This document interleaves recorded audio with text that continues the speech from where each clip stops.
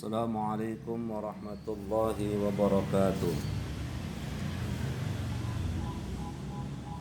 Sabahal khair ayyuhat talamid, kaifa halukum?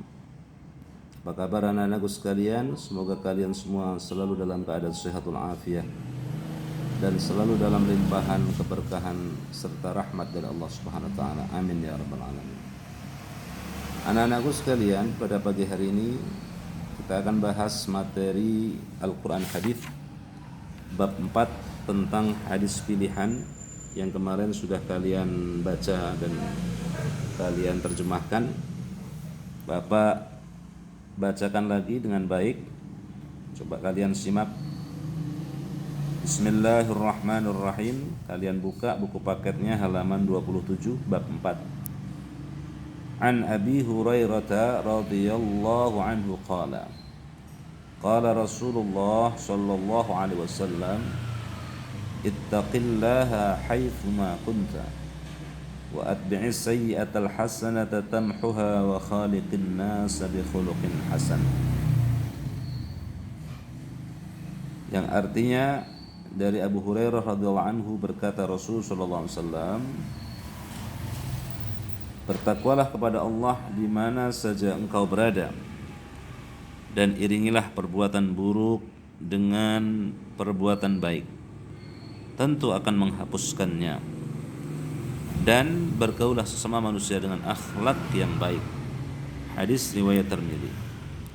Arti kata-kata ittaqi, bertakwalah engkau, haitsuma, di mana saja, kunta, engkau berada, atba'a yutbi'u, mengikuti, mengiringi, atbi', iringilah oleh engkau, as-sayyi'ah, perbuatan buruk, maha yamhu, menghapus, khaliqin nas, bergaullah engkau dengan sama manusia.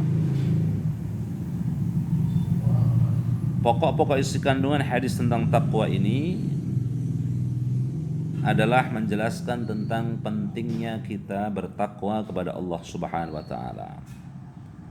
Karena sebagaimana Allah berfirman di dalam Al-Qur'an, inna akramakum indallahi attaqakum. Sesungguhnya orang yang paling mulia di antara kalian di sisi Allah adalah orang yang paling bertakwa. Yang dimuliakan oleh Allah adalah orang yang selalu bertakwa kepadanya, bukan orang yang kaya raya, bukan seorang pejabat, bukan seseorang yang memiliki kecerdasan, melainkan adalah orang yang bertakwa kepada Allah Subhanahu wa taala.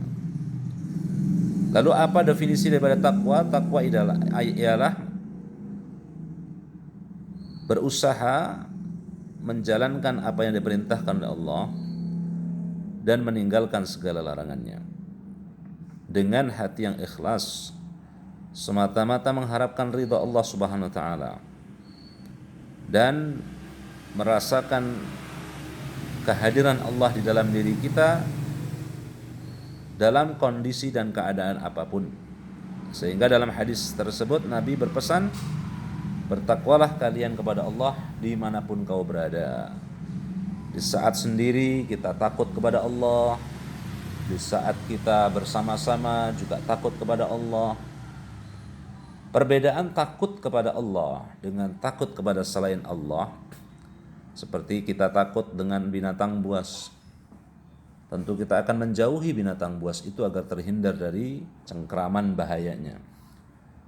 Namun ketika seseorang hamba takut kepada Allah Subhanahu wa taala, maka yang dilakukan bukanlah menjauh, malah akan tetapi sebaliknya, yaitu mendekatkan diri kepada Allah Subhanahu wa taala, mengharapkan ridha-Nya, mengharapkan rahmat dan ampunannya.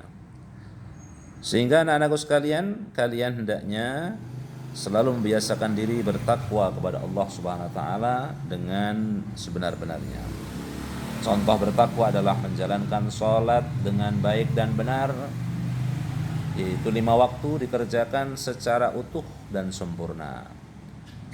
Jadi bukan subuhnya ditinggalkan, duhurnya sholat, asarnya tidak, maghrib isya. Ini menunjukkan kita belum bertakwa kepada Allah SWT. Atau kadang-kadang sholat karena diperintah oleh orang tua, karena dimarahi oleh orang tua, karena disuruh oleh guru dan lain sebagainya. Itu bukan kriteria, bukan tanda-tanda orang bertakwa. Namun orang yang bertakwa kepada Allah adalah orang yang selalu merasa diawasi oleh Allah walaupun tidak diawasi oleh orang lain. Walaupun tidak diketahui oleh orang lain, tapi dia merasakan Allah selalu maha melihatnya. Inilah yang akan menjadi kunci sukses kita dunia akhirat, manakala kita selalu menjaga ketakwaan kita kepada Allah Subhanahu wa taala. Kemudian Nabi berpesan, hendaknya engkau mengikuti perbuatan buruk dengan perbuatan baik. Maksudnya adalah kalau kita sudah terlanjur berbuat dosa, berbuat salah, hendaknya kita hapus kesalahan itu dengan kebaikan. Maksudnya perbaiki kesalahan-kesalahan itu. Jangan terus kita tumpuk kesalahan lagi. Yang seharusnya adalah kita evaluasi, lalu kita perbaiki. Kalau kita berdosa kepada Allah, hapus dosa itu dengan istighfar dan bertaubat yang sungguh-sungguh, tidak akan mengulangi. Ini arti daripada iringi perbuatan buruk dengan kebaikan. Maksudnya adalah dengan cara memperbaikinya. Kemudian berakhlaklah kepada manusia dengan akhlak yang baik. Ini pesan Nabi dalam hadis tadi, yaitu bersikap menghormati kepada yang lebih tua, menyayangi kepada yang lebih muda, menghargai dengan sesama. Ini adalah akhlak yang selalu dicontohkan oleh Nabi SAW. Nabi menghormati yang lebih tua, sangat penyayang terhadap orang-orang lemah, anak-anak kecil, dan sangat menghargai terhadap sesamanya. Beliau tidak pernah menyombongkan diri walaupun beliau diberikan semua kemuliaan oleh Allah Subhanahu wa taala. Inilah yang patut kita contoh dari hadis Nabi SAW tersebut. Pertama adalah kita selalu berusaha menjalankan perintah Allah dan menjauhi larangannya. Yang kedua adalah ketika kita terlanjur berbuat salah, hendaknya kita hapus dengan beristighfar, bertaubat dan memperbaiki diri. Yang ketiga adalah berakhlak dengan akhlak yang baik. Karena kata Nabi SAW, aku tidak diutus kecuali untuk menyempurnakan akhlak.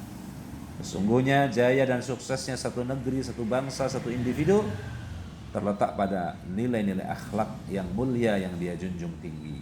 Manakala sudah tidak ada akhlak dari satu negeri, satu kaum, satu individu, maka rusaklah negeri itu, rusaklah lingkungan itu, rusaklah individu itu.